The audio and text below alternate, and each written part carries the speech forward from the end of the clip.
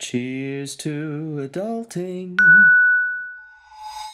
I'm Ashley Barajas. And I am Abby Rosemarin. And we have a guest today who is Allison. Allison, Broder. I don't know how to cheers. introduce myself. That was perfect. So let's toast, cheers, virtual clink to whatever you got to drink. Cheers. Cheers. Cheers. I've got all the drinks so I can clink for us. I've got three drinks. I'm like triple fist in it. I got an iced coffee, wine, and a polar seltzer to keep myself hydrated. Always important. What are y'all drinking?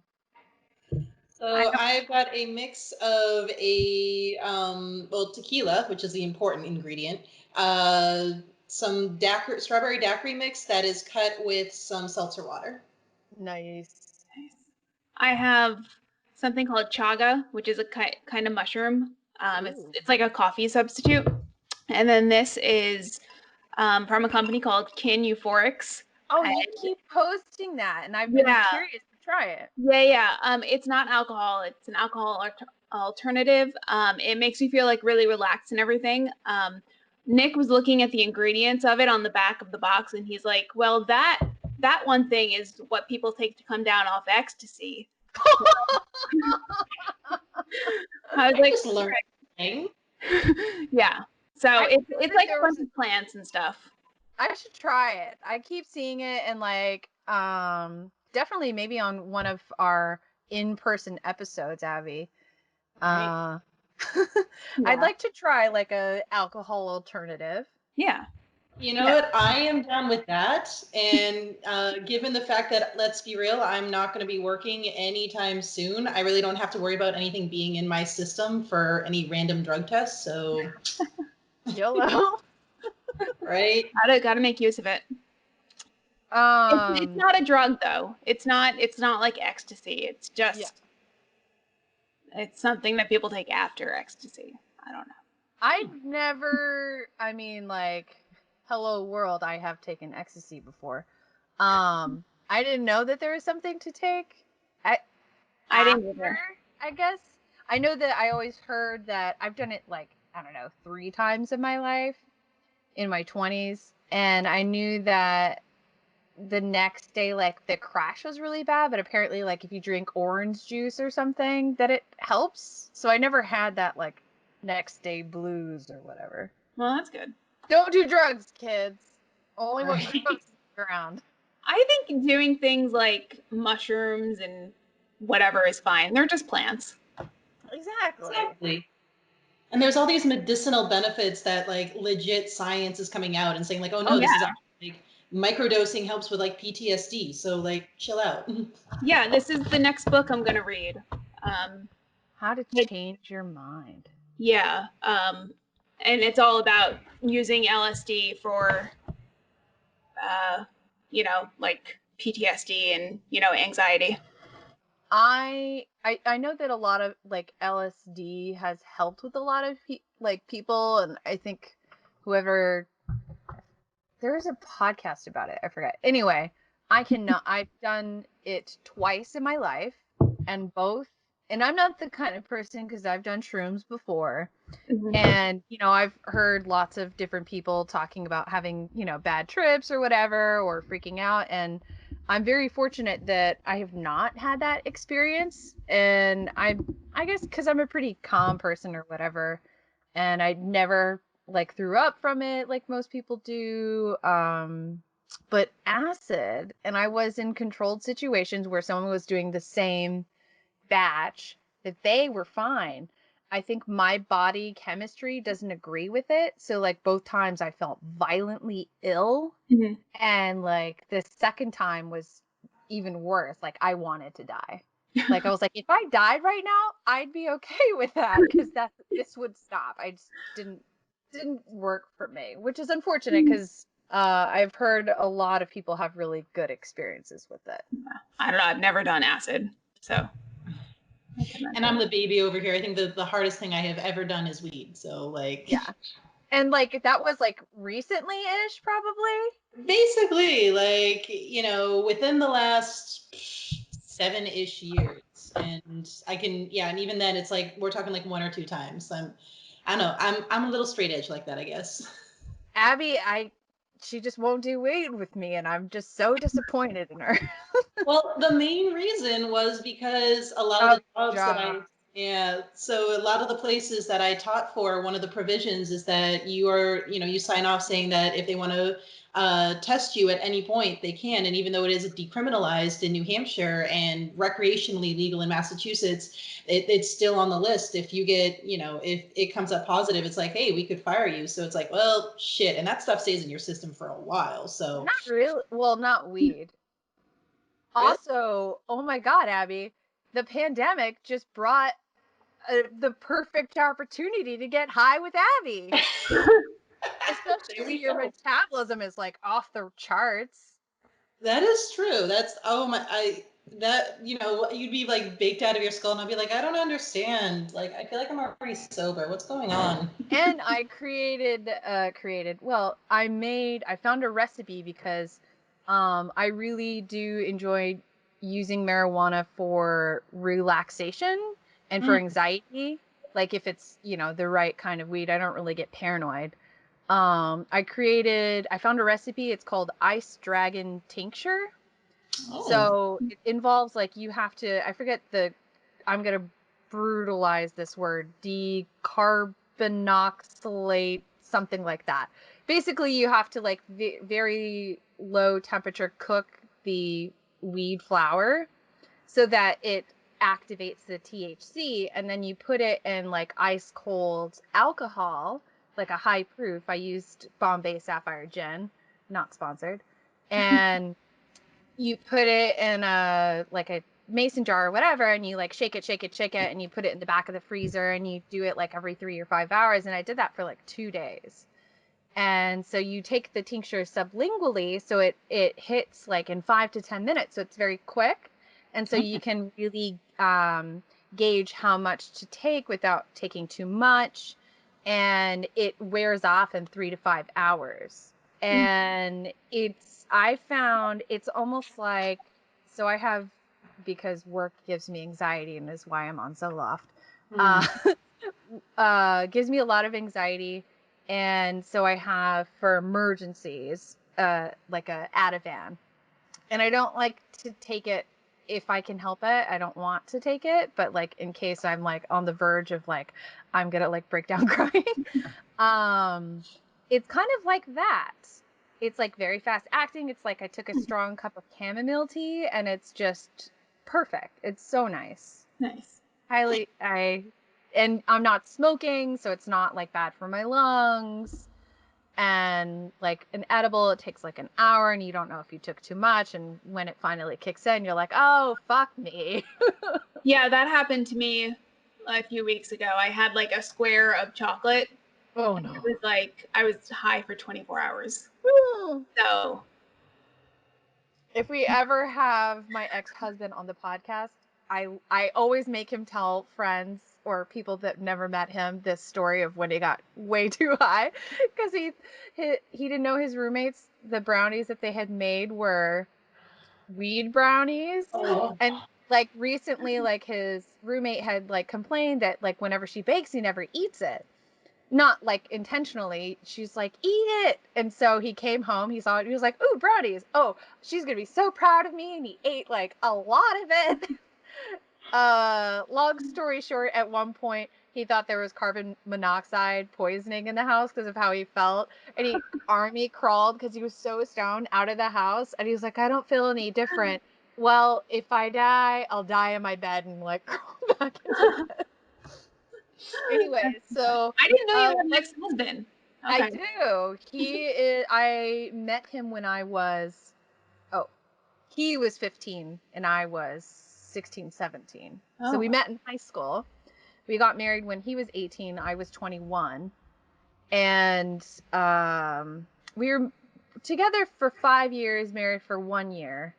And we didn't talk for a couple years. I mean, it wasn't like a messy like divorce, but it was just very uncomfortable.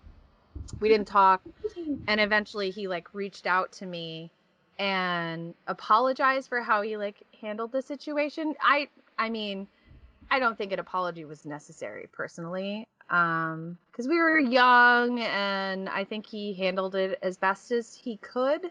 And I mean, so, and now we're like really close, and he's like, as weird as it is for some people to hear, he's like my brother, because we know each other since we were like kids, and we were always super compatible as friends, and like can call each other out on our bullshit. And it's nice having him as a friend. I can't say that for my other exes, but y'all want to talk about adulting you have done or not done? Yeah, let's dive into that. So as Ashley already knows, there is a second chapter to my chicken saga. Oh, and butts and chicken butts. Right, chicken butts. So those who actually like listen to this podcast and listen to like all the episodes, first off, I want to congratulate all like 2 of you. And also, those 2 people know of the story of a couple of years back when I owned full-grown chickens, and they were in my garage for a reason, and they pooped everywhere, and I was getting so frustrated. So basically, I haven't owned chickens for a couple of years after they passed away, and it had nothing to do with them pooping in my garage. But because I am indefinitely needless to say, they had fried chicken the next day. right? Just total coincidence. I'm just kidding, Allison. I know you're vegetarian. But you know, they passed maybe a year later, and I just didn't have chickens after that. But I am indefinitely furloughed, as kind of referenced a little bit at the very beginning of this podcast. I am out of work until at least September. I think honestly longer than that. I think there's going to be a second wave that's going to hit, and just given the clients that I typically work with, you know, assisted living facilities, hospitals, like I'm out. So I was like, and you the know what? amount of people not wearing masks in New Hampshire. Yes. Especially in my town. It's bad. It's about 50-50 in my town, and it's kind of like this guy's. It's kind of like vaccinations. We have to all do it, or it's not going to be very effective. And your town is really bad, as well as Manchester. It is like we're basically a suburb of Manchester, and it's just So Manchester has like 400, 500 cases. oh yeah, and it never goes down. It honestly never does, and it never will, because we're not properly socially distancing, even when we were supposed to socially distance. But getting back to the fact that I'm basically unemployed for the foreseeable future, I was like, you know, this is a good time to own chickens again. So I put in the order, and when I got the order form, it said, you know, pullets. Now, for those who don't know anything about chickens, that's what I thought meant adolescent hens. And I'm like, oh, that's perfect. They're already going to be relatively full grown. I can put them in the coop. They're going to be cool. Let's do that. So I learned literally the day before I was to pick them up that actually I was going to be picking up baby chicks. So pullet just means any hen under 1 year old. So a newborn chick is technically a pullet as long as it's a girl. So weird name, pullet. It's like pellet, pullet. I was thinking that myself, like pellets, like, you know, pallets, like what's going on? So I had to scramble a little bit. I found my old guinea pig cage. I cleaned it out. I literally, before I picked up the chickens, I went to Home Depot and bought a heat lamp with a clamp so I could put it on top of the guinea pig cage. And so it was a huge change of plans. But now that I have those little baby chicks, I wouldn't want it any other way. Like they're a lot of work, and you know, as kind of referenced a little bit, I learned that of a concept called pasty butt, where I suffer from it. What's that? I suffer from it. As an Irish woman, I suffer from some form of it as well. I feel. But apparently for chickens, it has nothing to do with your alabaster white skin and everything to do with poop sticking to their floof, which will eventually accumulate and seal off their butthole, and they'll die from it. So I've been washing literal chicken butt with Q-tips for last week. Although the past 4 days in a row, I have not had to clean any chicken butt. So I think my chickens are past that stage, which I will round out my adulting with saying that apparently chickens don't know how to poop. They are not born knowing how to don't poop. know how to poop. They don't. They're kind of like humans in that like a newborn baby it just happens. There's no sphincter control. And I know we went from drugs to talking about butt, like not butt stuff and not even the fun type of butt stuff. Not the fun butt stuff. Right? But apparently they eventually figure out how to poop, and that's when they stop getting pasty butt. And it's amazing to watch them like learn how to poop because they like legit shake their butt and like walk back a little bit because it's like such a Oh, this is the cutest fucking thing ever. right. Not pooping. Poop. They legit wind up to poop, and so I call it power pooping. Does this like make you realize, like, kind of solidify your choice to not have children? You're like, this is the extent that I want to deal with poop. It really did. Like as I'm like holding this chicken in my hand or baby chicken in my hand and taking a wet Q-tip and rubbing their butt until the dried poop on their floof is dislodged. I'm like, yeah, this is why I don't have kids. I can't imagine changing 5 diapers a day. Like, no. And probably having to do said like scooping of the poop of like, ugh.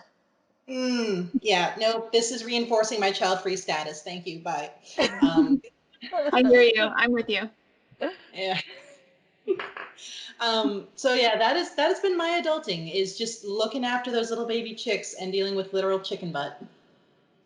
Oh, how about Allison? Do you want to share your adulting or non-adulting? No judgment here. Oh God. I mean, no, I hadn't even thought about this. No, my days have consisted of running, doing yoga, writing, and applying for like 10 jobs a week because I got laid off at the beginning of this stuff too. So It sounds like you're adulting pretty hard to me. It's like life hasn't stopped for you. You're getting out and looking after your mental health with exercise and stuff, and yeah, I guess you could say that. like a force to be reckoned with. I'm enjoying quarantine. If Governor Cuomo wants to delay reopening New York by like another 2 months, I'm down. Nice. I'm like, please don't give me any reason to feel like I have to go out because I don't want to. My job, the couple that I work for, one of their kids like children, but he's like a grown ass adult. He's like 50.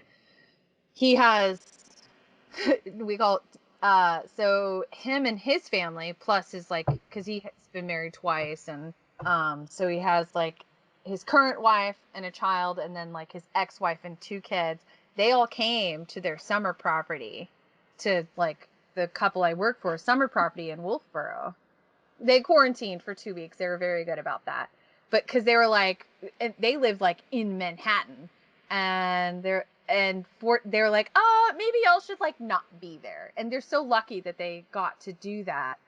And they decided that they're basically going to stay up in New Hampshire for like until the fall. Because it's like, if you can not go back to New York for a while.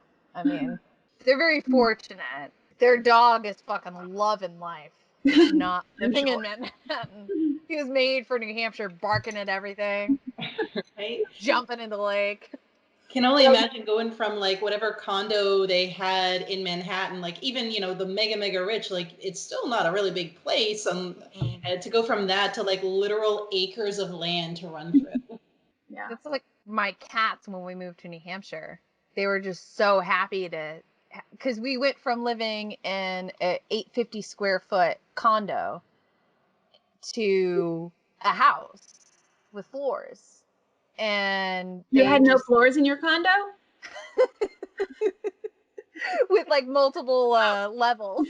You were just on the ground in the dirt. You're just floating. Hugging the beams. Yes. It was like all the floor was lava. Let's see. So adulting for me, Also, Allison, you will note that I am terrible at interrupting people all the time. Blame it on my ADD. Like real ADD, not like how people are like, I'm so ADD. But like Like clinical I'm diagnosis. diagnosed. Yeah, like both me and Abby are like legit ADD in a horrible combo sometimes. Well, I'm in both boats of like not doing responsible things and doing some responsible things. So my bathroom right now, last weekend I finally like it's been a fucking disaster. You can see what my mental state is like with how my bathroom looks. It will never look gross, but I will have clothes everywhere and just like all my makeup piled up on the sink and like brushes and stuff. Just because I just don't want to fucking deal with it. Because I've never, my life hasn't stopped, which has been like a blessing and a curse. I acknowledge that I am very lucky that I've still had my job, that I'm still getting paid, that I do get to leave the house as an extrovert. That's a bonus for me. At the same time, I would like to be at home. I'd like to be still getting paid and be at home. I wish that I could be working from home, but I can't because I clean someone else's home. So I have to go there every day. And I miss, although me and Abby will definitely, because she doesn't go anywhere and like things aren't so bad, I'm going to be forcing her to come over soon. Because I miss her. Yeah, I miss her coming over and me cooking for her and us drinking and watching Lost. Yeah. It's just not the same. We do it via like Zoom or house party. We try, and then it's just like this isn't the same because we're not painting nails while we watch Lost or coloring and coloring books or me forcing her to do some sort of like crafting project. Yeah, but I last weekend, the biggest fucking adulting of my life. I took off Labor Day or Memorial Day, because I have to actually request it off. I still get paid for it whether I work or not, but I have to request it off. Me and Michael, I don't want to. We grouted the entire first floor. So he like over like the past couple months has been laying down tile. He ripped up all the floor on the first floor on the main landing, or main level, and has been tiling, but waiting until everything was done to grout. And grouting is so labor intensive because as soon as you like basically wipe all the grout over all the tile, and then I had to go behind him with a bucket of water and a sponge and wipe all the excess. And so we were on our knees, and like I'm not a spring chicken, so like my knees were fucking killing. Or I'd like change all these different ways of sitting, like from like the pardon my use, but the Asian squat, using that to just literally sitting with my legs out in front of me, just finding any way that was ergonomically like best without like totally ruining myself. At my back, my hamstrings, my ass were killing me for a few days after that. But that was a bonus because I was like, yes, my ass is gonna look great. But it was like 3 days of work of like wiping it, cleaning it, letting it dry. It was a pretty big project, and I felt pretty and I made macaroons. Although the first batch was pretty good, second batch was a huge fail. I wanted to cry. I was way too upset about fucking baking. Although I did remedy that and ended my macaron endeavor last night today. So that was a long story, but yeah, that was my adulting and non-adulting. I still have a basket of laundry that's clean in my bedroom that I need to tend to. If it's anything, so do I. And clean folded laundry on my bed, on half the bed, and I'm just like, I'll get to it when I get to it. The other bed's free. Oh.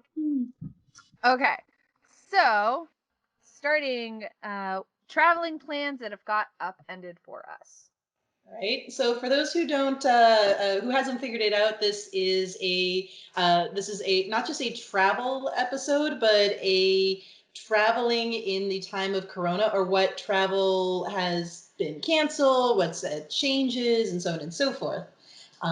So yeah, which also includes a lot of us had travel plans and they kind of got upended. And I feel like that's been kind of a number one conversation for me and a lot of my friends. One of my friends has been on the phone with, Expedia. She was been on the phone with Expedia trying to get a refund for her flight to Iceland. She was supposed to go to Iceland like literally last week. Oh, wow. And obviously that's happening. And she's been having a joyful time trying to get refunded for that one. I was supposed to go to the Pacific Northwest, and while nothing got purchased, Isaac and I are really good on the last minute, like, oh, let's get our airplane tickets now. We're gonna fly in like 2 weeks. Another plug of like, we don't have kids. Whatever. We don't have to. We just have our cats. Right? Like literally the hardest thing I have to do is make sure that all my clients know that I'm not going to be available for a week, and I have somebody to come in and make sure my cats don't die. Like that's literally it. But no, it was going to be this like a lovely like mini road trip. We're going to fly into Oregon and drive through to Washington and British Columbia, enjoy, the mountains, enjoy the Cascades. It was going to be awesome. I've never been to the Pacific Northwest, so it was going to be so great. And that's on pause until probably 2021, more likely 2022. So that kind of sucks. I had no plans. I never have plans to travel. My plans to travel almost always are to go to New York and visit people, or I was hoping to try and figure out a time to go see my family because I haven't been home in like 2 years maybe in Texas, and then I was like, or not. Maybe I won't see my mom again for like 2.5 years. Allison, you're a huge traveler. Any plans that you had in the works? No. Well, Nick and I had to cancel a weekend in Westchester, but that was not a big deal at all. We were planning to go to Europe this summer, but that's obviously not happening because I don't have a job and, we can't travel, or it's not probably safe to travel. But I did travel on March 5th through the 12th to Portugal. Oh, you made it back by like the skin of your teeth, right?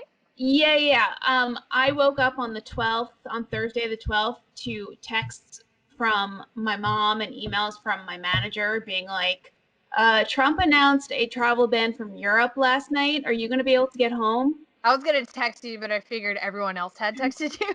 Yeah. And everyone, all of Nick's family was texting him. They were like, is Allison going to be stranded there? I was like, I hope. If you were stranded, I would have like connected with you and sent you to Michael's family in Portugal. Yeah, so all the notifications on my app, I forget which airline I flew, but they were all like, you can now check in, you can please be here, the gate's here. So it was fine. The airport was jammed when I got there because I guess everyone is trying to now change their plans and fly home. I actually took a shuttle from my hotel to the airport with a Canadian couple, and they're like, so how are you able to fly home? What's happening? And I was like, I don't know. I'll see when I get there, and if not, I'll just fly with you guys to Canada and then fly home from there. But yeah, it was the airport was a little bit crazy. Their airport in Lisbon is kind of small, and they're not totally equipped to deal with huge crowds.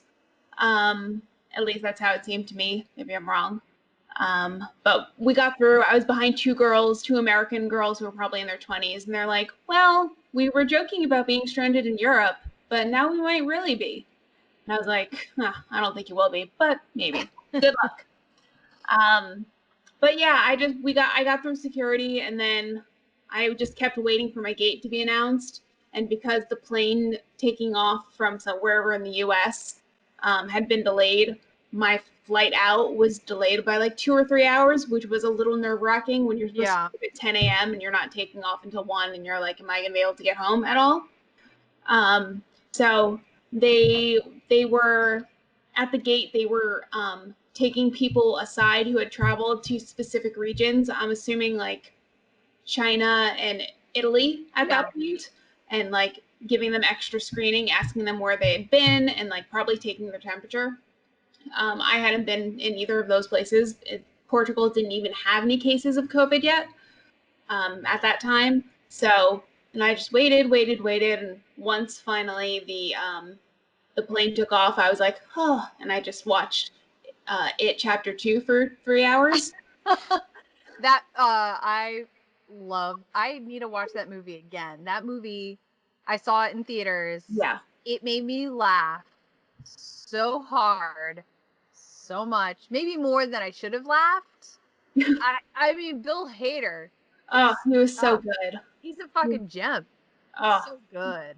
Oh, he was like the standout of that, because you didn't expect him to be so good. He made that movie. Yeah. And the thing is that like a good like scary movie with like comedy, it just and then it like heartfelt, you know what I mean? Yeah. Yeah, he's good. Like in Barry, he's amazing. I haven't watched that, but I've heard it's great. Oh, highly recommend it. Barry's an amazing show. Yeah. So then so when I got back, I think I flew to Newark. There were huge lines at immigration and customs and whatnot, but it didn't take that long to get through. People weren't social distancing yet, and they were definitely not wearing face masks, except for the occasional international Asian tourists. Yeah. They know what's up. They're like, please. Right, don't blame China. They're all about the face masks. Yeah. Yeah. And we don't shake hands. Yeah. Yeah, I was getting updates from my mother as I was, getting through customs and getting to the air train and getting to the New Jersey Transit. And my mother was like, the mayor just declared a state of emergency. And all I'm worried about at that point is like getting home to my apartment to my cats. Yeah. So I'm like, Mom, thanks, but you don't need to send me these updates anymore. I'm across the river. I will walk home to my cats if I have to. Yeah. And just like, yeah, punch everybody. Need me. My cats. Yeah. So I've never been so grateful to get into Penn Station in my life as I was that day. You'll never stay ever again. I know I will never. That place is a disgusting shithole. Yeah, it is. So I got home and then everything closed down. Actually, that weekend, I kept complaining about this on Instagram. I don't know if you remember it, but like everyone was like still out at bars and stuff. And I was like, assholes, stay home. And I remember it was before, I know that like things were starting, nothing had closed yet. And I was supposed to go to a Purim, like huge like club thing down in Massachusetts. And it was like people were starting to be wary, and like things were starting to cancel, like big group events. But that hadn't been canceled yet. Yeah. And I was planning on going, and then I have these this group of close friends of mine that I talk to on the regular, see on the regular. We call ourselves a square because it's 4 of us. No. And one had cancer, and he fought it and won, like last year. And then my other friend was she has lupus, which was due to Lyme disease.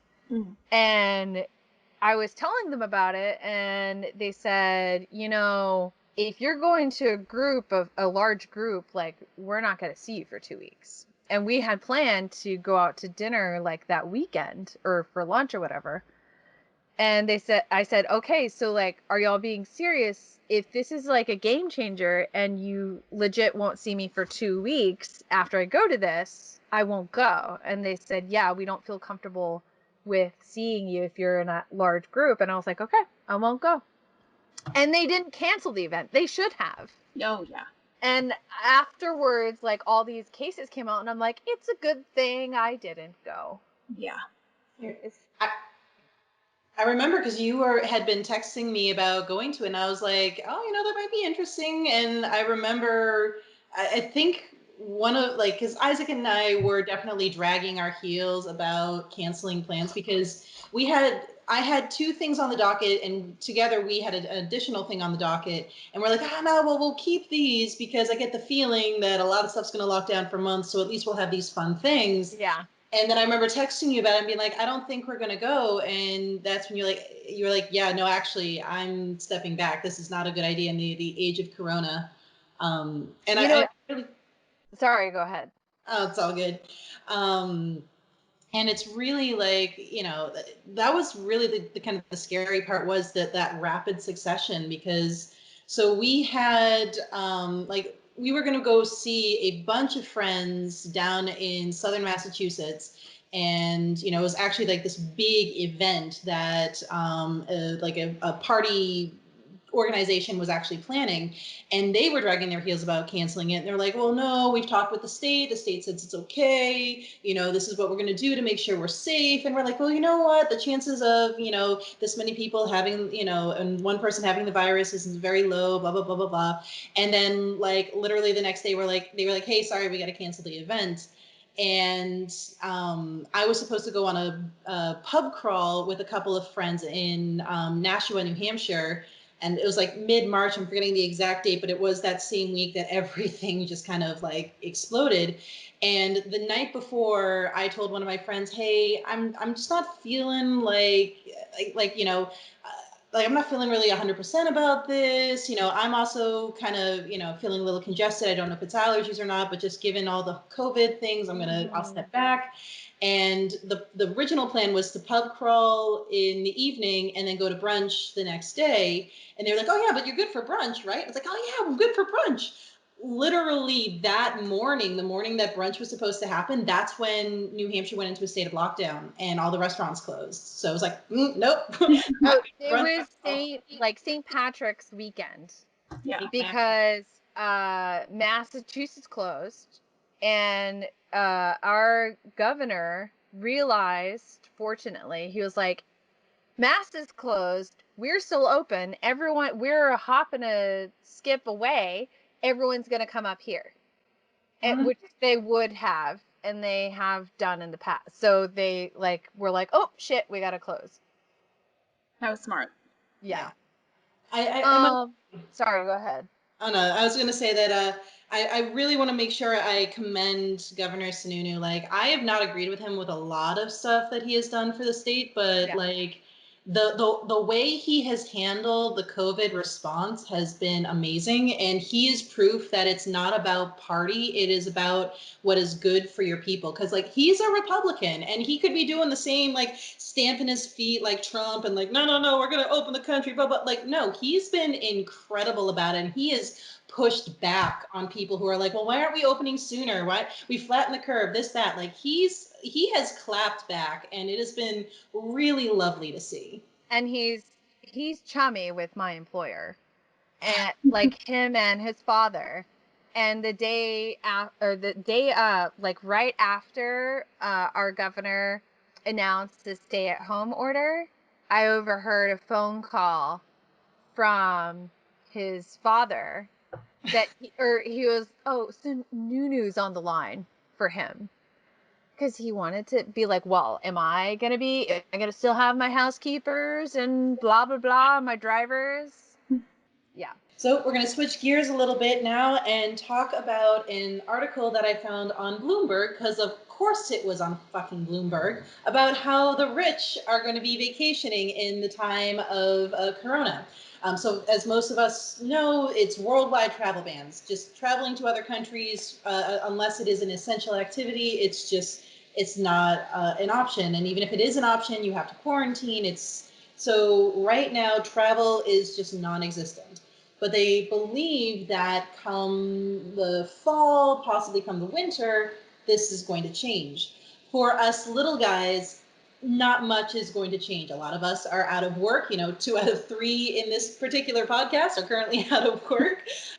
So it's not really like, oh, the travel bans have been lifted. Time to go to Aspen, or well, that's Colorado, so that doesn't work. Time to go to Switzerland. It's just not going to happen. However, apparently for the mega rich, they've got it all planned out. So here's some of the things that the mega rich are going to be able to do. And now a lot of these resorts really didn't have this as an option, but now they're just rolling with the punches because apparently the rich just are getting richer. Like billionaires are literally becoming bigger billionaires thanks to the coronavirus. Because Thanks, Corona. right, like, because welcome to the darkest timeline. So one of them is things like going on wildlife safari adventures and what have you, where you're literally the only person there. So it's not like, oh, I'm going to be on part of this safari adventure and I'm going to share this bus with people or even share a vehicle or even share the land. Like it's just you and whoever you brought with you.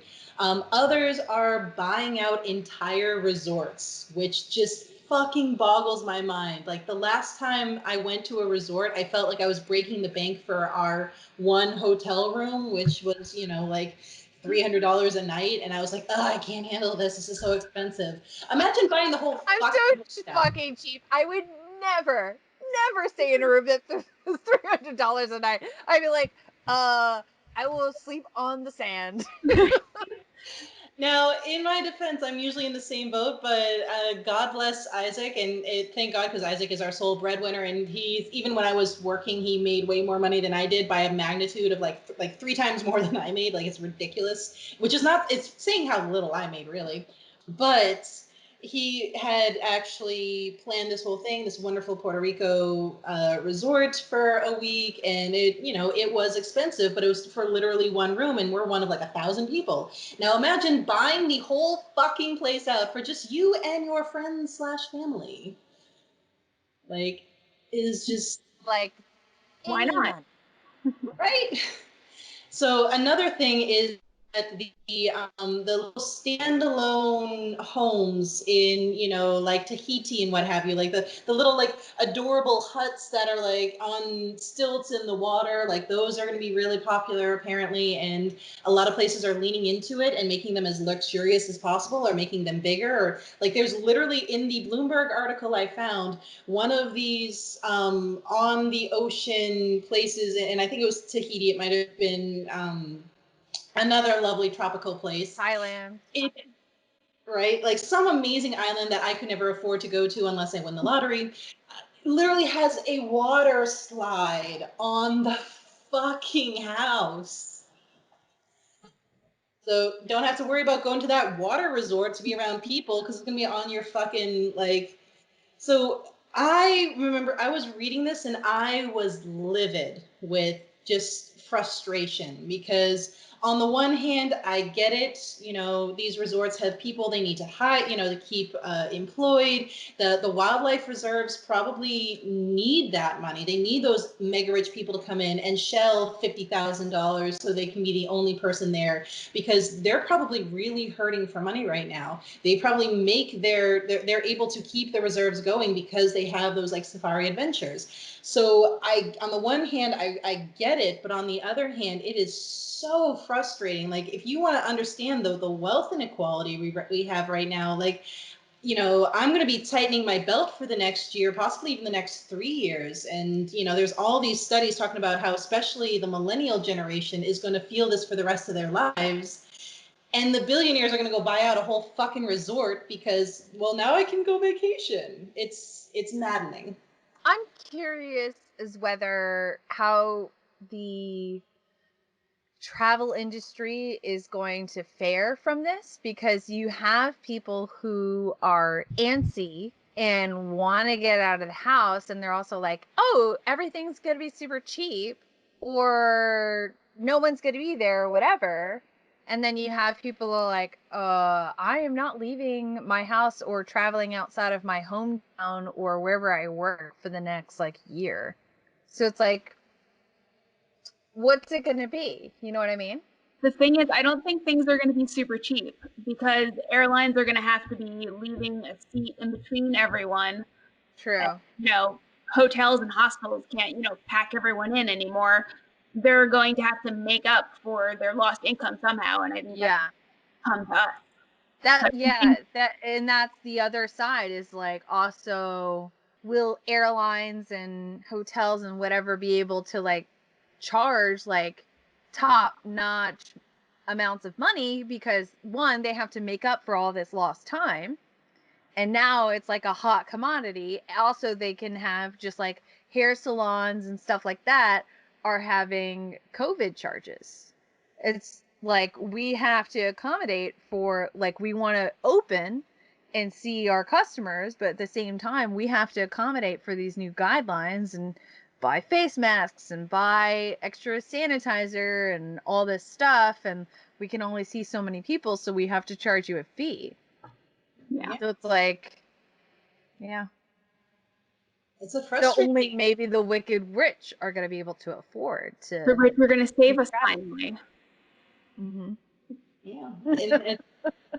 And it really is like, I mean, I really don't try to dance around my views, my political views and what have you. Like, I'm extremely left leaning, seize the means of productions and all that stuff. For the rich. Exactly.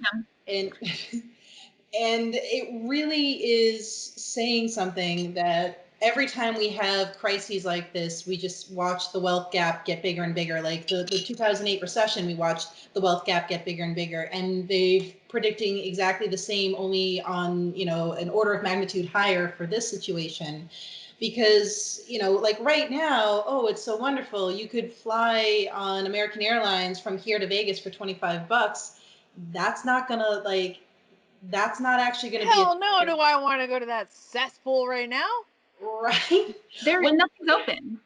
So. Yeah, exactly. But once there's once there is an ability to actually go to places, that I think I see that going out the window. I see that being like, oh, no, we got to deal with these costs because you're technically paying for 2 seats and we got to do this and that. Like, they are going to pass the buck on to the customer. And it really will be us little guys will go, well, I guess I'm not flying this year. And the people who are making a couple $1 million a year plus will go, well, okay. It's when I make this much money, what's the difference between a $200 ticket and an $800 ticket? So it's very frustrating to see what the future is going to be with when it comes to that. I'm hoping that after all of this, governments come together and, find some way to have a really good social safety net that's better than like the $400 a week for unemployment, and some kind of universal health care, even if it's just like emergency or like general doctor stuff, so you can go if you think you have COVID-19. Yeah. Because that was such an issue. If you thought you were sick, you couldn't stay home because you didn't have any time off. And yeah, mandatory paid time off would be great too, sick time. But like, and if you didn't, then you didn't have health insurance because you were working at McDonald's. So it was like, people were so screwed. I feel like this is a great opportunity to really invest in your local community and in your state, because like I see signs everywhere, like the flashing signs on the highways and stuff that says keep travel local. And for example, New Hampshire has so many wonderful things to visit nature-wise that now it's going to force them to really take advantage of what we have to offer as a state, but like keeping, social distancing in mind, although a lot of them are not.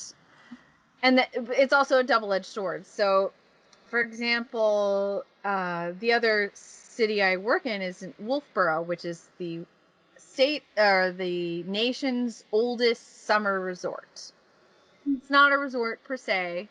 I don't like, or in the means that we think of it, but there's so like Wolfboro is comprised of mostly elderly people that they're retired and have nothing to do, so they just live there.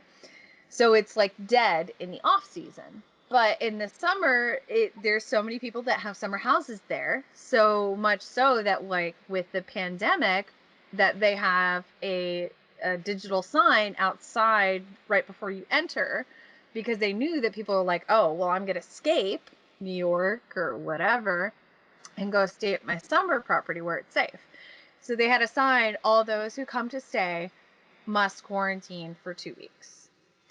But it's like, how many people were doing it? And people are just like, fuck it. Like, I have time off. I'm just gonna like run around in like this summer town and swim on the lake. And someone, I won't say how I'm associated with them. They're an acquaintance, I will say. She just got, because she used to work in a restaurant. Obviously, that's not really, they don't have the option to do outside seating. She got a job being a like a ski water whatever like instructor sort of person, and she said that her job is doing nothing. She doesn't have to wear a mask at work. No one's wearing masks. They're like getting these people out on the water and stuff, and just everything. And they're also like helping, they're supposed to get sort of licenses, and they're like just helping them get their license, just give them the answers and all this stuff. And it's just like they see an opportunity to make money. People want something to do because they're bored, and so like, I'll just go to Wolfboro and like do some water skis and jets and shit. America. Right. I'm interested to see, I'm curious, morbidly curious, I guess would be the better term, to see what's going to happen if there is a second wave, which I'm pretty sure there will be, because like Missouri and Wisconsin and Nebraska and Kentucky and Alabama are already seeing second waves after they lifted their restrictions. So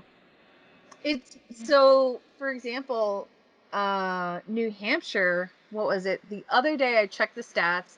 I used to check it every morning. Every morning I'd log in, see how many cases, how many hospitalizations, because it's just a morbid curiosity. Were you trying to heighten your anxiety? No, my anxiety wasn't too bad because I knew that like I went to work, I went home, grocery store, as little as possible.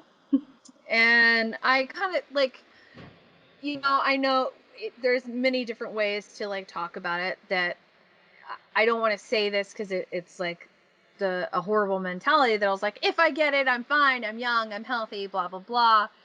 But like, yes, if I get it, I'm sure I will be fine. But I knew that I was trying to protect myself for the people that I work for, because they are in their late 70s.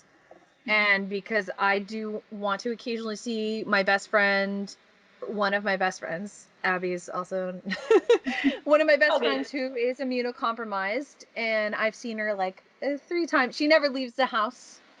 So I know that I'm not risking myself by seeing her, and I'm trying to keep myself if I want to bring her something or do grocery shopping for her or whatever. What was I talking about? The numbers, you were checking them every day? Yeah. I was checking them often, and then I was like, there's no point anymore. They are what they are. And then the other day, I logged in to see, and it was like 103 cases in one day. Like upped the ante. And New Hampshire is mostly trees. Yeah. We're like, trees and some people. Like some people might. Sorry, what were you saying? People might hear. Oh, I was just saying, like some people might hear, oh, just 130 cases, whatever. Yeah. Like you don't like. We are a state of like a whole town, right? Like we are a state of 1.2 million total, and most of that is centered in the Manchester area with around 400,000. Like we are smaller than the size of like a neighborhood in Boston, not even Boston itself, but a neighborhood in Boston. That entire fucking state could fit into like fucking like Allston. Yeah. Or like the entire state could be the population of one borough of New York. Yeah, I remember when the numbers kept going up in March, my mother was like, there are a lot of cases. They're like, I don't remember what it was. I think like at the time like 25,000 cases or something. I did the math and I'm like, Mom, that's like a quarter. That's like less than 1%. Yeah. That's less than 1/10 of 1% because we have 8 million people. And I think it just makes it makes so much sense because New York is so densely populated. Yeah. That like, so for example, one of my best friends, the singer of our theme song for Cheers to Adulting, he was quarantined in a basement apartment, definitely not legal, with no windows, with his boyfriend at the time. He recently got out, thank God. And he got COVID. He didn't get tested because it was like, oh, aren't you gonna get tested? He's like, I'm not gonna go out, like, because he had a very like mild. He was like, I don't have smell and blah blah blah. And I know that someone in our building has it, and he's like, I'm pretty sure I got it from them, even though he like never left. He was always there. And recently his ex-boyfriend had got the antibody test and tested positive, and he was sick before his boyfriend, so he's like, well, I don't even have to get it because I know that I'll have the positive test for the antibody. It's like we always talk about asymptomatic people and all these people that haven't tested. Like, how would the stats like show if people like him were like, why even bother? I'm not leaving my house. I'm fine. I'm not going to the hospital. There's no point in getting a test if I'm not leaving. Yeah. I mean, that was the responsible thing to do, though, because if he wasn't dying, then why go out and infect other people? Exactly. Mm-hmm. He was like, and if for some reason I'm not infected, if I'm going out and gonna go get a test, I probably will definitely then get it. Yeah. I remember my building, when in March, they put a rule in place that no more than one person or one family was allowed in the elevator at any time, which would be annoying, except for most of the people who live in my building have way more money than I do, so they have homes elsewhere. So half of my building is gone right now. Oh, there's perfect. never anyone here. So it's been nice, but I stopped watching the news. Go to my summer property. Yeah, like, okay, have fun. You never don't come back, but pay the maintenance. But I stopped watching the news for like 2 months because every time you put it on, you would assume that New York City was, anarchy and burning to the ground. Yeah. And it just wasn't like that. My neighborhood has no tourists. It's near where Columbia University is. Yeah. So it's a little further uptown, but I don't know, like nothing. There were some lines outside grocery stores, and I once waited for an hour and 45 minutes to get into Trader Joe's. Oh my God. Which was fun, but I had a book, so it was fine. I mean, also, like, Trader Joe's is worth the wait. Yeah, I mean, if I would never wait that long to spend all of my checking account at Whole Foods. Yeah. Yeah, I don't whole need paycheck. But yeah, it wasn't so bad up here. I'm sure there was a lot of death. I ran into one of my neighbors trying to get on the elevator. He was already on it. So the door opened and he's like, oh, hello, how are you? How are you doing? Hi. I was like, I'm fine. I'm enjoying myself. He's like, yeah, I've never been better. I'm sorry about all the dead people. He's British, so he can get away with that. Oh, yeah, for sure. But yeah, my building's just very quiet. My neighborhood is very quiet because all the Columbia kids have been sent home. So, are they still clapping at, what is it, 7 p.m., 5 p.m.?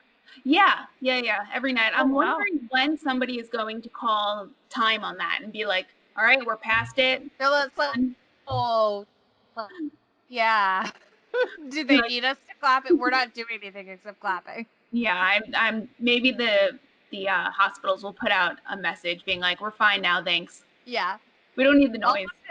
I should have asked, I have a friend from high school who, she lives in San Antonio, or she's a San Antonio resident with her husband and her 3 kids. I don't know. They're all fucking beautiful. And she was a nurse and she retired, even though she's like my age. I think maybe to take care of her kids or something.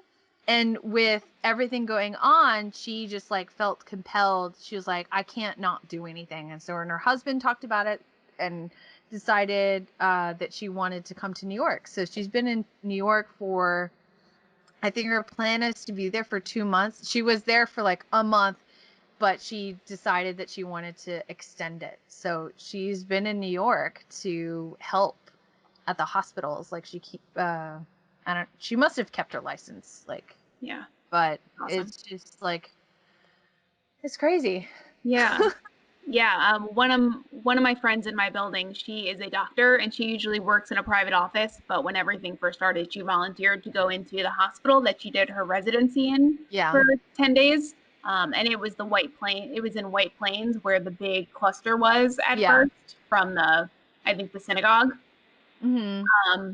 So she was like, yeah, things were changing so quickly because we would have some patients that weren't COVID positive in like a different ward, and then 2 of them would come down with it. So we'd have to move the others to a non-COVID ward, and then 2 of those would get it. And then, so things were just always changing all the time. Yeah. Yeah. That's crazy. Yeah. I really hope that, like, I feel like I've seen some people do something like travel. Like I saw someone recently like went over state lines, and I keep thinking about like there's something that I want to get, but I can only get Massachusetts, and I keep seeing the signs. It's like keep travel local, and I'm like, I mean Massachusetts isn't that far, but Massachusetts the numbers are a bit higher, and do I want to risk it? You know what I mean? Yeah. Like, when I say travel, I mean 15 minutes to jump over the border from work to go to the dispensary that's now open for curbside delivery. If it's curbside delivery, then Right? Yeah, should be fine. Those are essentials. It is. It is essentials. Mama needs are edibles. Oh, your cat is so cute. She's so slutty. Seriously, like no shame. She is the biggest slut. She's been here like the entire episode. Mine are sleeping. Playbill. Such cute cats. That is something I miss right there so much about our in-person like podcast recordings. Not me, Fizzle. Well, I still get to see. I'm fine. I get it. No judgment. Oh, look Oh, at look, it's a kitty. It's a kitty. Is that Playbill? Yes, this is Playbill. She's in a tuxedo, so she's always theater ready. Oh. And what's your other cat's name? Gus. Gus. Right. Yes. Gus. Is it why Gus?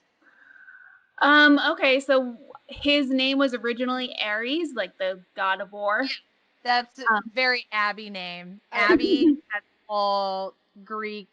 So yeah, so my cat is named Artemis, goddess of the hunt, and the 6 chickens that I have are all named after other Greek goddesses or muses. Oh, that's awesome. That's awesome. So what's Gus? So I was having a lot of trouble getting him to be like brave and sort of stand up to Playbill when he first moved in with us, because she was like, what the hell is another cat doing here? And one of my neighbors came over and she was like, Aries is too big of a name for such a tiny, small, scared cat. You should call him Gus. I was like, okay. Gus makes me think of Cinderella. Yes, and he's a fat, roly-poly mouse, just like Gus. And I love that. So there's a it's a rock climbing. It's a belay device, and it's called Gree. Mm-hmm. But if you like say it phonetically, it's like Gris. Mm-hmm. Yeah. So I like Gris. So it made me think of like Gus. Oh, Gus. Stacking the corn under the chin, holding it with your hand. Is there anything else we want to touch on? I think we hit a bunch of stuff, and I think if anything, the whole traveling local is probably a good note to kind of end things on. Because right now, especially for us little guys, we're not traveling anytime soon. So it's time to really see what is around us. And I will be the first to admit that I feel like I have been exploring the woods that are near my house way more than I ever have before. Because before that, it's like, no, I'm going to get on the highway and go to the White Mountains. I'm going to go here. I'm going to focus on travel. So, Isaac and I we're planning on doing a staycation. Like what the time we would have done the Pacific Northwest, we're just gonna he's gonna take that time off. I'm unemployed. He's gonna take that time off and we'll just, stay at home. We'll enjoy our time together, maybe go enjoy some local things. And in some ways, the one blessing in disguise I've noticed is I feel very much more a part of my community. Like I'm running, like I'm literally running around my neighborhood more because I'm not going to the usual places I'd go for a run. And I feel like I know my neighborhood more. I'm noticing things more. I'm noticing my neighbors more. I just spilled wine down my chest. It's whatever. It- That's where we're at. It's all good. So it is tough. I miss travel, and I don't know when I'm going to be able to do it again. But to enjoy where I am at is at least something I can do in the meanwhile. Cool. So, Allison, thank you so much for coming on. Please plug all your shit, because I know you're like a travel writer, blogger. Yeah, thanks for having me on. You can find my travel blog at thatgirlaway.com, and I'm also on Instagram at the same handle. So find me, chat with me. So I'm sorry, I didn't mean to interrupt you. Yeah. Abby is that Abby Rose. So it's that Abby Rose, that girl away. Now you guys are going to remember it. Fucking That girl away.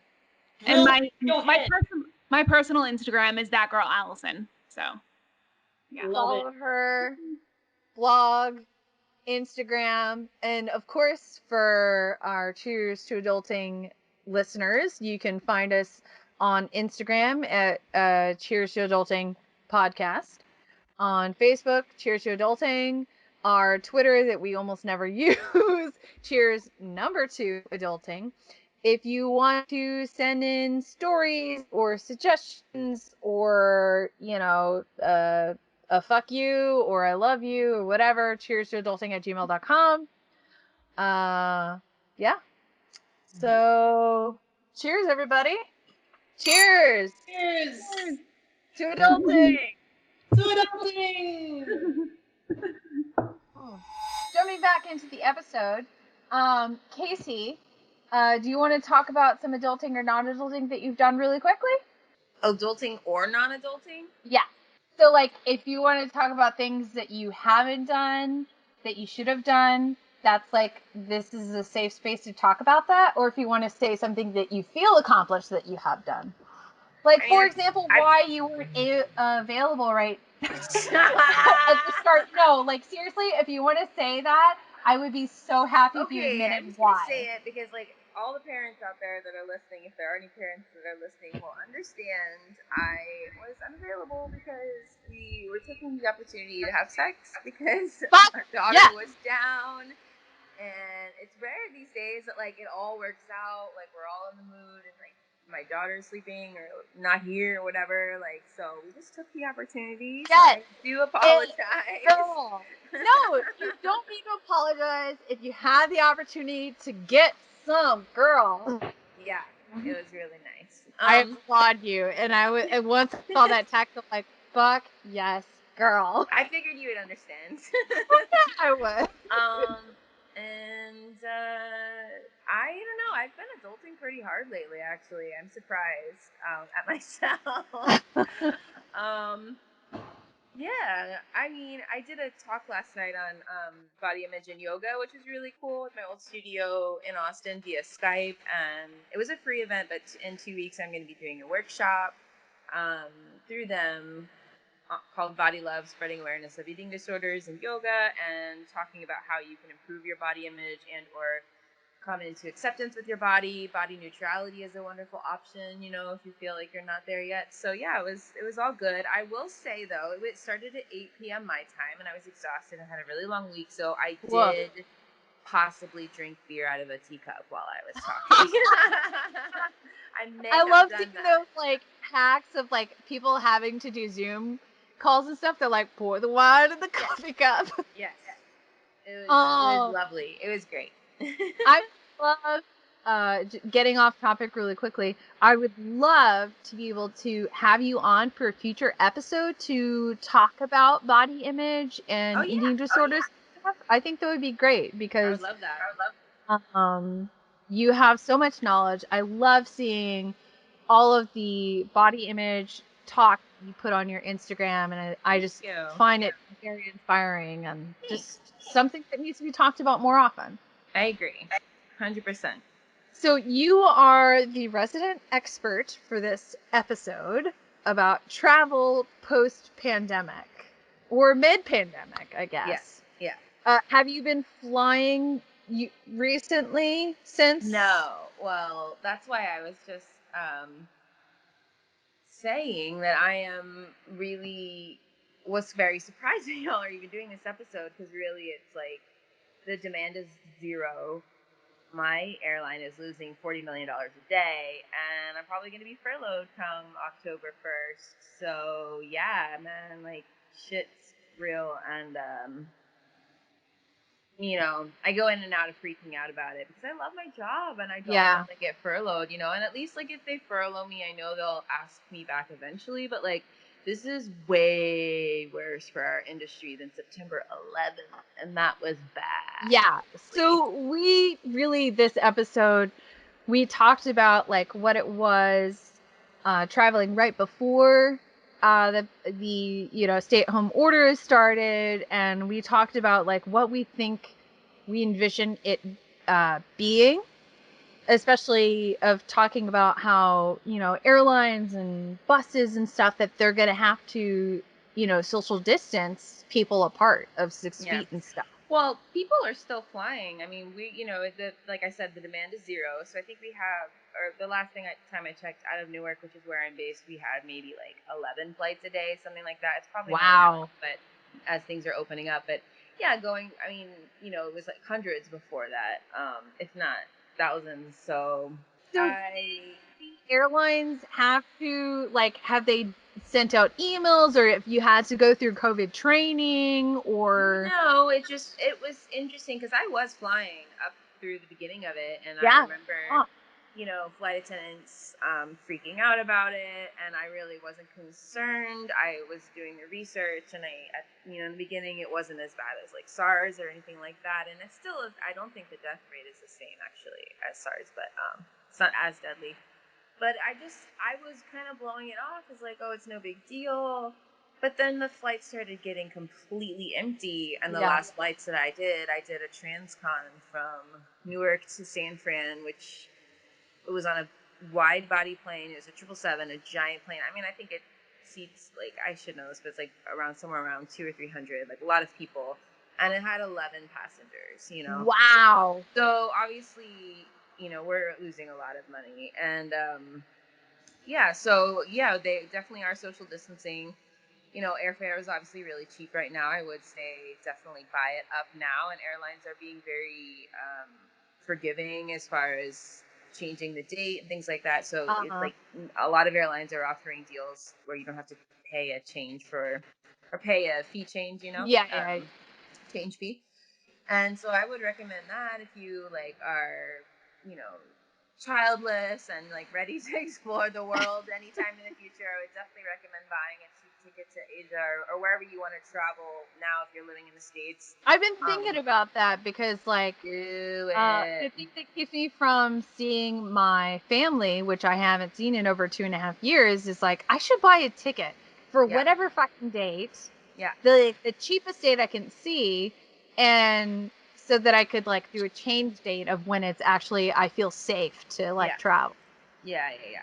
And honestly, I will say that like traveling right now on those planes, believe it or not, is probably one of the safest places to be because nobody is fucking there. They're cleaner than they've ever fucking been in their life. Then the passengers come in and bring all of their Clorox and it's like cleaning the whole plane. Like, Yeah. we're kind of laughing as flight attendants because we're like, damn, these planes are like way cleaner than they've ever been. I know, as the blankets and Real talk, yeah, like real talk, they do not sanitize.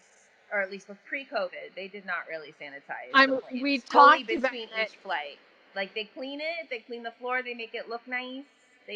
Sometimes they fold the seatbelt cuff, to make them look nice, but Yeah. they do not. It's not like they're going through and like sanitizing every chair, every table, So We talked about it on our previous travel episode where we had you chime in, but we didn't do it in person or quote unquote person. Right. How being wary of in flight of like never ask for ice in your drink, don't get coffee or anything with water. Well, actually, ice isn't bad because usually we outsource it from like places that just sell ice, So ice really isn't that bad. I had read it. I mean, obviously, I'm not a flight attendant, so I'm getting my stuff secondhand. But all the articles that I saw is like to never get ice in your drink because it might depend on the airline. Like there might be some planes that make ice, but I doubt it. I think most airlines do get ice. Also maybe like depends on the country, obviously. But I only saw it for United States. So does your flight airline company that is local to the United States outsource their ice? Yeah, I mean, or maybe they have an ice. I mean, yeah, we're not making it in house for sure. I mean, they probably just get it from wherever they get it in Newark, or maybe they're making it in Newark, but I would doubt it because we need so much of it. Except nowadays, maybe not so much, but Yeah, we need so much of it that they just probably get it from somewhere. Probably comes from I don't know, an ice factory. Like I'm not even sure actually. Now I'm all interested in the ice business. Well, so I know that, like, for example, water for coffee and tea is the water that's on the plane. Don't drink that shit. Nasty. Yeah. So you heard it here, listeners. Don't order coffee or tea. That water is nasty. Yes. Ice probably safe. Yes. But I knew that, like, for example, the trays that come down are not like disinfected and they're gross and who knows what shitty like really like everything changing. Is. Yeah. Plus you got like circular. I mean, you say it's pretty safe, but like I think about like the air is recycled in the plane, right? Yeah, that's a common misconception. Depends on the plane. I'm not like a huge expert in this, but I do know with the 787 at least, it's a Dreamliner. It's like I think it's the newest plane. At least it's the newest plane in our fleet. You do absorb 10% more oxygen than on other planes. So that's pretty wonderful. And actually, it does make a difference working and flying on that plane. Like if you ever have the opportunity to travel internationally on a 787, it's amazing. Especially if you can do first class, which obviously I've only ever had that opportunity. Because it's unfortunate that we don't have Courtney on this episode. So she works with the airline, the aero industry and like engineers and stuff. Cool. So she knows all about planes. Cool. That's awesome. Yeah. But I would recommend like road trips, man, right now. Yeah. Road trips with just your family. Yeah. I don't know. What are you guys thinking? Like, what have y'all read about as far as future travel? Not too much. So we were saying, like, for example, like the signs in my state of New Hampshire, or our state, Abby's here as well, that it keeps saying, like, keep travel local. And I feel like this is the perfect opportunity to really, like, invest in your state and your local economy. Yeah, that's what I was going to suggest. Explore parts of your state that you haven't done, because it's technically kind of local. Yeah. Yeah, I really want to go to Maine, for example. That's not like obviously my state, but like at least it's local to the Northeast. Maine is really nice. I've never been. Or, you know, if you and your family want to come to New Hampshire, That would be amazing. Yeah, we have been thinking because, you know, like honestly, it's going. Kyle works in downtown Manhattan, so you know, companies have been talking about not even thinking about starting back until like January. Yeah. I don't know. We've been thinking of a lot of options just because. Well, when this first all went down, we got a little worried, and because obviously we're in a hot spot, we're in like, New York, like right outside of Manhattan. Yeah. And I'm a flight attendant. Kyle, like, you know, was going in and out of downtown every day while this was all going down, and so we decided to self quarantine in Asheville, which is like the best I saw that thing that we could possibly have done. And we just were really smart about driving down. We brought our own food. We wore masks and gloves if we ever like stopped for the bathroom. Like we just made sure everything was extra cautious. And I'm really glad we did that because honestly, like, well, we were gonna stay there for longer, but we're like, we can't afford to pay 2 rents. But like, it was really wonderful mentally for us because I feel like we would have stayed inside those first 2 weeks and just been all cooped up and like terrified to go out. It would have been really bad for us. Yeah. So yeah, that was really great. But then after that, we're like, now what? You know, so we just came back, and now we're thinking kind of like, well, now what? Because it's summertime, it's gorgeous. Like we live in the Northeast. Like we're cooped up for a long time, so we want to be out in nature. So yeah, like would love to do a social distancing like New Hampshire visit. You know, that would be amazing. Yeah, I think that like it's you know, they say travel local, but I think if you're smart about it, you could possibly go into other states if you're, you know, quarantining, like if you're camping, like keeping your distance, you can go to another state if you're not exposing yourself and others, and you know, just camping, making sure you're not going anywhere near anybody. But it can be done as long as you're safe, because we can't stop living. Right.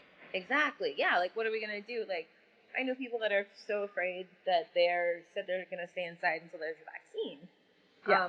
You know, which to each their own. But I think obviously I'm a huge advocate for mental health, and I think that we do have to think about that too. You know, as you guys I'm sure are aware, suicide rates are up, depression is up, pill uses is up, opioids, alcoholism, everything, and it's like parents too, and it's I heard about parent suicides of like, you know, in New Hampshire or Maine, I think it was, that I heard that like some parents were committing suicide because they couldn't handle just, it's like being a parent is hard enough, and choosing to be a parent, let alone like not everyone volunteers to be a homeschool parent as well as doing their own job at the same time. Yeah, dude. Like I feel for all those families out there that are homeschooling and working from home and all that. Like, and we really have both been struggling mentally, and we only have one child that lives with us. Kyle has his daughter from a previous relationship living with her family in Virginia, but you know, we just have one child, and it's really fucking hard. You know, just because we're in a small, well, I mean, it's big for the area, but like a 2-bedroom apartment, and like it's hard. We both working from home, la la la. So. Yeah, because I mean, like when you're at home with the child, and like anytime you're around a child that's that age or even a little bit older, the parents are like their main source, and you know, it's always like mommy, mommy, mommy, daddy, daddy, daddy. And now that they have like unlimited access, they don't know that there's a limit to how much parents can give. Right. And admittedly, I did take a break. Last weekend, the long weekend, I asked if Kyle could go to his parents' house, and of course, we talked to them and like asked if they felt comfortable with that. Yeah. But we have been like hardcore quarantining ourselves, you know, and so they felt okay about it. And Kyle and Sydney went over there for a few days because I was like, mommy needs a break. Yeah, I was like, I'm gonna lose my shit, like really. Yeah. And you know, and I have had some postpartum struggles, and I am taking medication for it. I like to say that on as many platforms as I can to let people know that they're not Nothing alone wrong if they're with it. struggling with that. And I'm really glad that I did that, and I started seeing a therapist for EDMR because I'm like dealing with some of the birth trauma, which has been. Are you doing it like via Zoom or? Yeah. Nice. Yeah, I've only done 2 sessions, so I haven't really gotten down into it, but I'm excited. It's gonna be great. I didn't know that they could do that via Zoom, but that's good to know. Yes. I knew that they could do therapists, but not like that form of therapy. Yeah. Which I've heard great things about. Yeah, I have too. I'm really excited. So yeah, I did that, and every moment I was getting closer and closer to the actual few days that I had alone. So there was something in my mind that kept saying, like, you don't need this, you're fine, like, this is whatever, you're being dramatic. But then there was like a bigger part of me that was like, nope, like, I really fucking need this, and I know my go-to is just to go and do everything and be fine, but like, I'm not fine, I'm not okay, and it's okay to not be okay, you know? Like, it's okay to not be okay. It's okay if, like, how are you doing? You don't have to say, I'm okay. Oh, like, I'm good. You can say, like, not so great. Yeah, exactly. I think, Abby, do you want to contribute anything? I mean, I don't know. I don't have anything to really add. You're on the listener side. You're a good Abby's a great listener. I bet. Yeah, so travel local, buy local when you can. We just got some beer from a local brewery last night, and it was so good. Hell yeah, I did. I've advertised for them. 3 different wine subscriptions. Oh, nice. Which I need to remember to cancel. Bolero Snort Brewery. Bolero Snort. They're really good. We had this crazy beer I'd never tried before. It was like Thai chili pina something or another, and it was so good. Yes. And it was like not too sweet, but it was like spicy. It was like, oh my god, it was so good. And those are always my favorite kind of cocktails, like kind of like sweet and sour and spicy. Yeah. I'm definitely feeling some withdrawal from this amazing cidery in Salem, Massachusetts. It's called Far from the Tree. Gonna plug them. They have amazing flavors. It's like not too saccharine sweet for a cider. And they have like seasonal ones. Like in October, they do like a ectoplasm one, kind of like Ghostbusters. And like in the fall, they have like a Macintosh sort of cider. They have all these different flavors, and they're always experimenting. And such a great local business to Salem. But I'm in New Hampshire, and I shouldn't be driving to Massachusetts, so I'm just like, love you from afar. Yeah. Well, thank you so much for coming on and some insight. Yeah. Definitely, if not the next episode, please. Oh yeah, to pay. Yes, everyone, buy your tickets.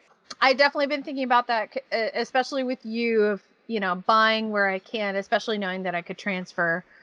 Yeah, and everyone always asks me, they're like, "What's the best website for cheap tickets?" And honestly, I don't know because I always buy direct. Yeah. Right, but I used to use Kayak, and it seems like it's actually pretty good, and people still use that I've one heard about Kayak, and I think I have that app somewhere. I like Kayak just because it compares all of the different websites. So yeah, great.